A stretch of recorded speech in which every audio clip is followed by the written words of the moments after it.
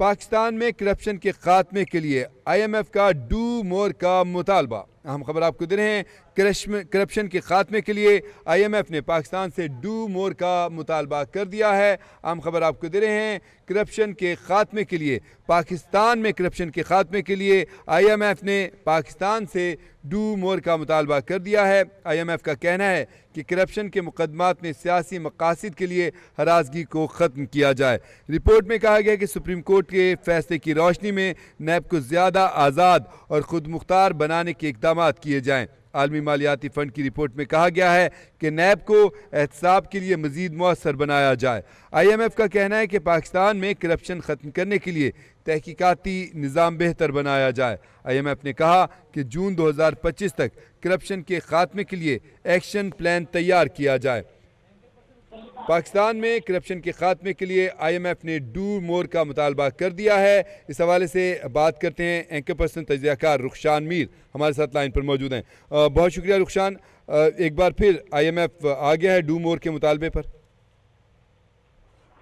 جی بالکل. اس وقت پاکستان میں کرپشن کے خاتمے کے لیے آئی ایم ایف نے ڈو مور کا مطالبہ کیا ہے اور نیب کو زیادہ آزاد اور خود مختار بنانے کے اقدامات کرنے پر بھی زور دیا اور ساتھ ہی ساتھ ایک ایسے تحقیقاتی نظام کو مؤثر بنانے پر زور دیا گیا ہے جس کے ذریعے سیاسی مداخلت اور سیاسی دباؤ سے ہٹ کر جو کرپشن کیسز ہیں ان کی شفاف تحقیقات کی جا سکے. آپ دیکھیں کہ آئی ایم ایف کی جانب سے یہ جو رپورٹ جاری کی گئی ہے اس میں جن اہم نکات پر بات کی گئی میں ذرا پہلے اس پر روشنی ڈالنا چاہوں گا کہ سرکاری افسران کے اثاثوں اور آمدنی کے گوشواروں کو پبلک کیا جائے. فروری تک سرکاری افسران اور اراکین پارلیمنٹ کی اثاثی پبلک کرنے کے لیے قانون سازی ہو. تمام سرکاری افسران جو ہیں وہ ان کا جو ریکارڈ ہے وہ ایف بی آر کو ڈیجیٹلائز کر کے دیا جائے اور کرپشن کی تحقیقات کے لیے درست ڈیٹا فراہم نہیں کیا جاتا اور تمام تر اس عمل میں شفافیت کو یقینی بنایا. آپ دیکھیں کہ آئی ایم ایف کی جانب سے یہ جو رپورٹ جاری کی گئی ہے اس میں کس طرح سے پاکستان کے انٹرنل معاملات, پاکستان میں سرکاری افسران کی لسٹنگ, ان کے اثاثے اور نیب اور تمام تر عدالتی معاملات پر بھی اس میں جو ہے وہ زور ڈالنے کی کوشش کی گئی ہے. یعنی آئی ایم ایف پاکستان کے اس قدر انٹرنل معاملات میں بھی براہ راست نہ صرف اس کو مداخلت کہیں گے بلکہ ڈکٹیٹ کر رہا ہے اور حکومت کو اور یہ جو موجودہ گورنمنٹ ہے ان کو یہ تنبیہ کی جا رہی ہے بڑے سخت الفاظ میں کہ آپ ڈو مور کریں اور اپنا تمام تر ڈیٹا جو ہے وہ ڈیجیٹلائز کرے تاکہ ظاہر ہے کہ آئی ایم ایف بھی رسائی مانگ رہا ہے حقیقتاً کہ ہمیں بھی پاکستان میں جتنے سرکاری افسران ہیں ان کے اثاثے اور تمام تر چیزوں تک. اس جو رپورٹ ہے اس کے دو پہلو ہیں. ایک تو ان ایریاز میں فلاز یقینی طور پر موجود ہیں. آمدن سے زائد اثاثوں کے کیسز ہم دیکھتے ہیں. سرکاری افسران کے پاکستان میں اثاثے آمدن سے زائد ہونا یا پھر اس پر تحقیقات میں عدم پیش رفت, یہ تمام تر ایشوز تو پاکستان میں موجود ہیں. ساتھ ہی ساتھ جو سیاسی مداخلت ہے یا نیب پر جو سیاسی اثر و رسوخ ہے,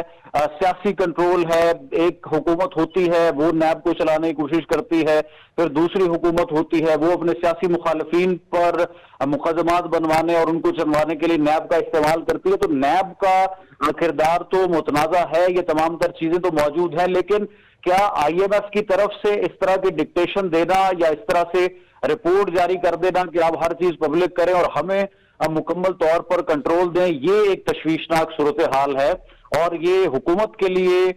سوچنے کا مقام ہے جو کہتی تھی ہم آپ کو آئی ایم ایف سے نکالیں گے, بیل آؤٹ پیکج سے آپ کو اور آئی ایم ایف پلان سے ہم ایگزٹ کر جائیں گے اور ہم بہت جلدی خود مختار ہو جائیں گے تمام تر معاملات میں. تو یہ رپورٹ جہاں پر ایک آپ یوں کہہ لیں کہ ایشوز کی طرف اشارہ کرتی ہے کرپشن کے معاملات کو لے کر,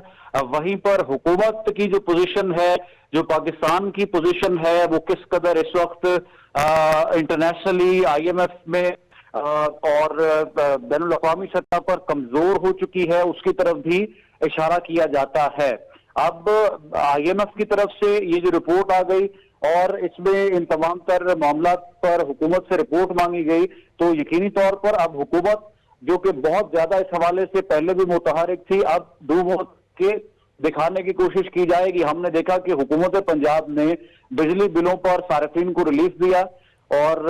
کچھ ڈیڈکشن ہوئی ٹیکسز کی، اور وہ حکومت کی طرف سے بھی چیف منسٹر صاحبہ کی آئی طرف ایم سے ایف کو بھی مرور اٹھنے لگ گئے نا جی ایک سٹیمپ ہو کر بل آنے لگے کہ حکومت پنجاب نے ریلیف دے دیا ہے، تو اس پر بھی آئی ایم ایف کا رد عمل آ گیا کہ آپ یہ ریلیف نہ دیں۔ ابھی پاکستان کی جو حکومت ہے وہ اس کی اتنی کیپیسٹی نہیں ہے کہ وہ اپنے صارفین کو ریلیف دے، تو یعنی اس قدر پینیٹریشن ہو چکی ہے آئی ایم ایف کی، اور آئی ایم ایف کا اس قدر کنٹرول ہے تمام تر چیزوں پر اور صورتحال پر، جس کا اس وقت تصور بھی نہیں کیا جا سکتا تھا کچھ عرصہ پہلے، لیکن اب یہ تمام تر چیزیں دیکھنے کو مل رہی ہیں۔ اب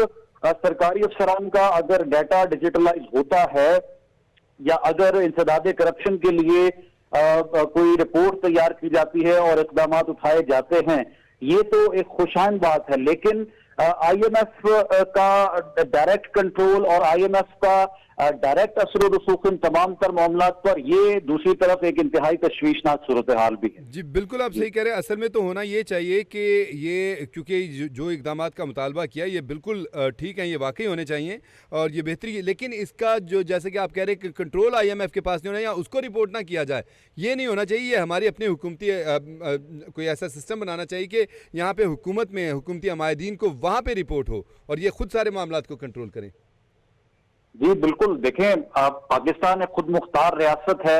پاکستان آزادانہ طور پر اپنے فیصلے کر سکتی ہے، لیکن ماضی کی حکومتوں نے یہ صرف ہم اس حکومت کو تمام تر دوش نہیں ٹھہرا سکتے، اس سے پہلے بھی جو حکومتیں آئیں، آئی ایم ایف سے آپ پیکج آپ نے لینے کے لیے تمام تر پاکستان کے سٹیکس گروی رکھے، اور ابھی اسی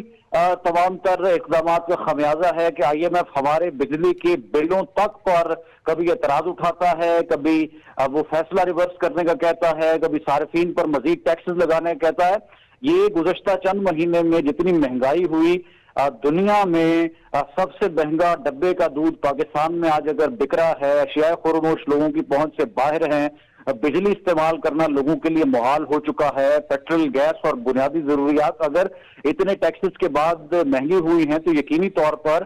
یہ آئی ایم ایف کی تمام تر گائیڈ لائنز ہیں، اور I M F do more کا ابھی بھی مطالبہ کر رہا ہے۔ یہ کرپشن، انسداد کرپشن اور چیزوں کو سکروٹنائز کرنے کے لیے، معاملات کو ڈیجیٹلائز کرنے کے لیے، چیزوں کو پیٹرن میں لانے کے لیے یہ اقدامات تو بہت پہلے ہو جانے چاہیے تھے، آئی ایم ایف کے کہنے سے بھی پہلے، لیکن اب آئی ایم ایف ہمیں ڈائریکٹ ڈکٹیٹ بھی کرتا ہے، ہمارے تمام تر معاملات کو چلانے کی کوشش بھی کرتا ہے، اور یہ تو مزید ابھی اس طرح سے لگتا ہے کہ چلتا رہے گا، کیونکہ حکومت کی اکنامک پالیسی اور حکومت کے جو اکنامک انڈیکیٹرز ہیں وہ ابھی بھی کہتے تو ہیں کچھ لوگ کہ بہت بہتر ہو رہے ہیں، لیکن وہ بہتری عملی طور پر آن گراؤنڈ بالکل بھی دکھائی نہیں دے رہی۔ ابھی آپ نے دیکھا کہ ایک جو رپورٹ آئی تھی چند دن پہلے کہ پاکستان میں تو لوگوں کے لیے گزر بسر بھی انتہائی مشکل ہو چکا ہے، لوگوں کے مسائل بہت زیادہ بڑھ چکے ہیں۔ تو اس وقت پاکستان کی جو حکومت ہے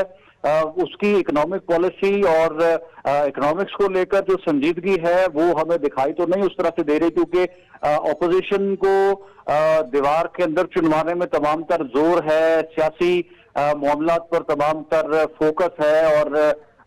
کوئی قانون سازی ہو جائے یا کوئی ترمیم ہو جائے یا کسی کے ذریعے ہمارا سسٹم جو ہے وہ کچھ سال چلتا رہے۔ ابھی تو تمام تر توجہ انہی معاملات کی طرف ہے، اور جب تک کوئی واضح اکنامک پالیسی یا اکنامک بہتری نہیں آتی تو آئی ایم ایف کی ڈکٹیشن قبول کرنا ہماری مجبوری بھی ہے، اور ہم سر جھکا کر یہ گزشتہ کئی سالوں سے کرتے آ رہے ہیں۔ اب دیکھیں آئی ایم ایف نے ڈائریکٹ کہا ہے کہ جون 2025 تک کرپشن کے خاتمے کے لیے ایک ایکشن پلان تیار کیا جائے، اور اسی انسداد کرپشن کے لیے اقوام متحدہ کے کنونشن کی روشنی میں ایک جائزہ رپورٹ تیار ہو، اور پھر سرکاری اداروں کی جو کمزور قانونی صلاحیت ہے اس کو بہتر بنایا جائے، اور تمام سرکاری افسران کے اثاثوں کی معلومات تک جو رسائی ہے اس کو آسان بنایا جائے، غیر قانونی طریقے سے بڑھتے اثاثوں کو روکا جائے۔